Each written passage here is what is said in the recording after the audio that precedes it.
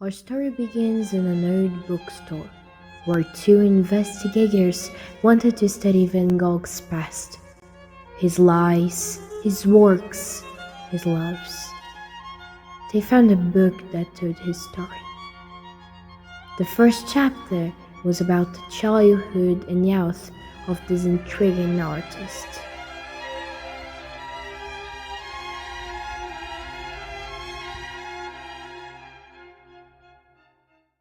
Van Gogh was born in Groot-Zundert, a small village in the south of the Netherlands, in 1853. He grew up in a religious family. His father was a pastor. As a child, he was quiet, sensitive, and deeply thoughtful, traits that would later shape his art. In his studies, Van Gogh faced many difficulties.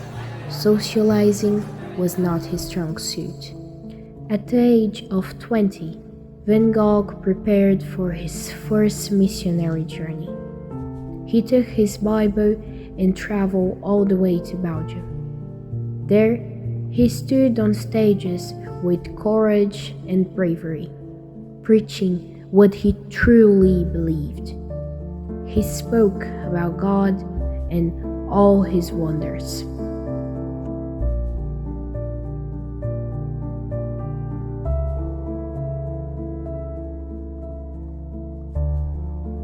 But Van Gogh was often opposed by others. Many questioned and disliked his sermons.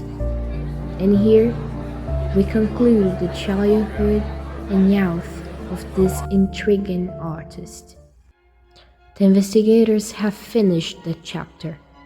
They discussed Van Gogh's traumas and possible disorders, and decided it might be better to move straight to his passions.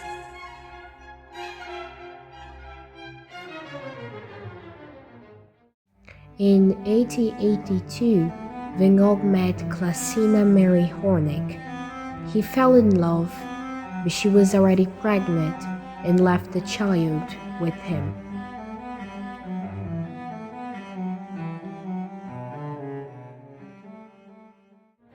After this chapter about his passions, the investigators thought how a woman could do that to her own child. The next chapter would be about Van Gogh's disorders. So, the investigators had to dig a little deeper into human psychoanalysis to understand the artist's mind.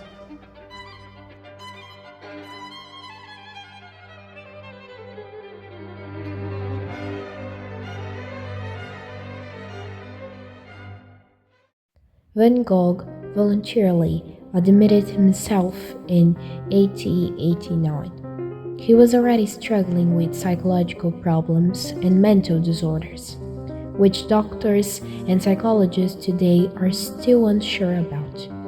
He received treatment there, which helped at times, but did not fully resolve his difficulties. At the asylum, Van Gogh painted one of his most famous works, The Starry Night, using both colors to express his emotions and inner world. Also, at the asylum, Van Gogh took the medicines prescribed to help manage his mental health.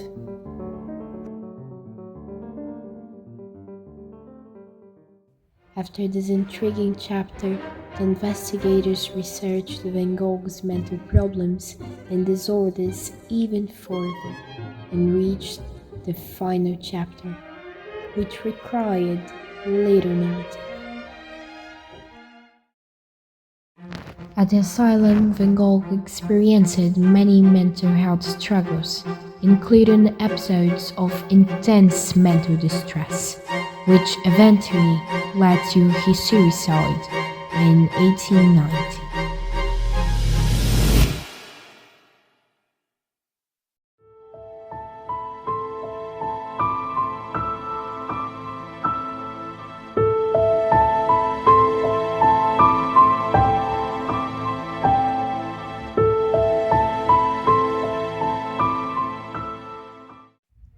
After the final chapter, the investigators had finally completed their research.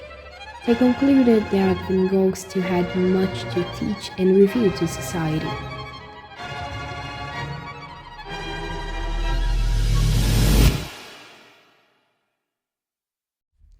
They left the empty library, fading away with the whispers of Van Gogh's art and the uncertainties of his mental struggle.